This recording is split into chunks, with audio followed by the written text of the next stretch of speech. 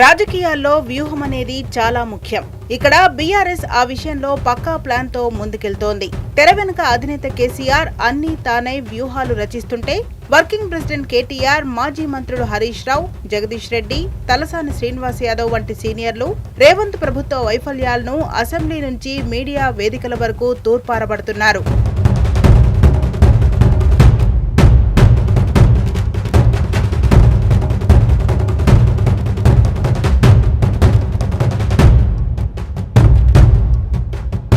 అంతేకాదండోయ్, పార్టీలో కేవలం సీనియర్లే కాదు, మేధావులు, యువ నాయకులకు కూడా కీలక బాధ్యతలు అప్పగించారు.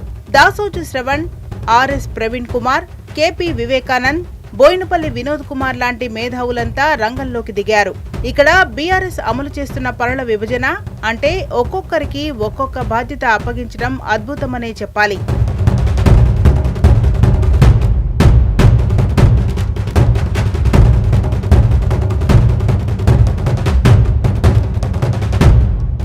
ఒకరు నేరుగా వ్యవసాయంపై కాంగ్రెస్ ప్రభుత్వ వైఫల్యాలను ఎత్తిచూపుతుంటే మరొకరు ఐటీ, ఫార్మా రంగాల తిరోగమనంపై విరుచుకుపడుతున్నారు.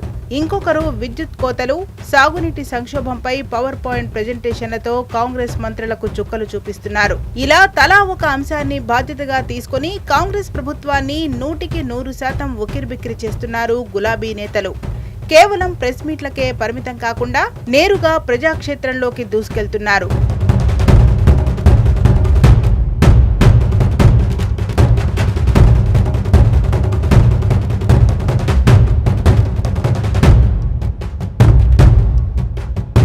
ఇప్పుడు మనం మాట్లాడుకోవాల్సింది క్షేత్రస్థాయి పోరాటాల గురించి. కాంగ్రెస్ ప్రభుత్వం అధికారంలోకి వచ్చిన తర్వాత రాష్ట్రంలో చోటు చేసుకుంటున్న ప్రతి పరిణామాన్ని గులాబీ పార్టీ ప్రజల్లోకి బలంగా తీసుకెళ్తోంది.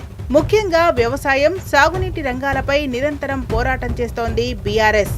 రైతులకు అందాల్సిన రైతు భరోసా బకాయిలు, సాగునీటి కొరత, ఎండిపోతున్న పంటలపై బీఆర్ఎస్ నేతలు నేరుగా పొలాల్లోకి వెళ్లి మరీ ప్రభుత్వాన్ని నిలదీస్తున్నారు. అటు కరెంటు కోతలు లేవని చెబుతున్న ప్రభుత్వానికి క్షేత్రస్థాయిలో జరుగుతున్న విద్యుత్ కోతలను ఆధారాలతో సహా చూపిస్తున్నారు. రైతు ప్రయోజనాల కోసం ఎక్కడా రాజీ పడేది లేదని, రైతులకు బీఆర్ఎస్ ఎప్పుడూ అండగా ఉంటామని చెబుతోంది.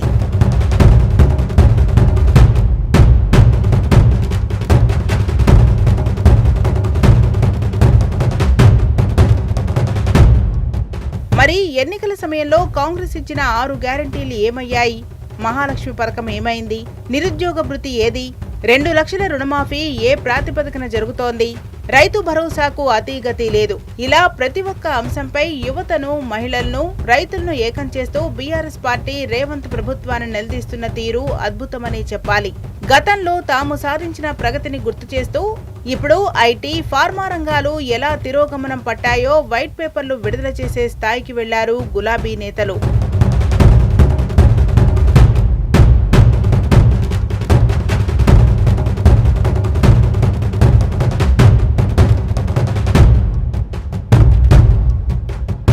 తెలంగాణలో రోజురోజుకు ఈ రాజకీయ యుద్ధం మరింత వేడెక్కుతోంది.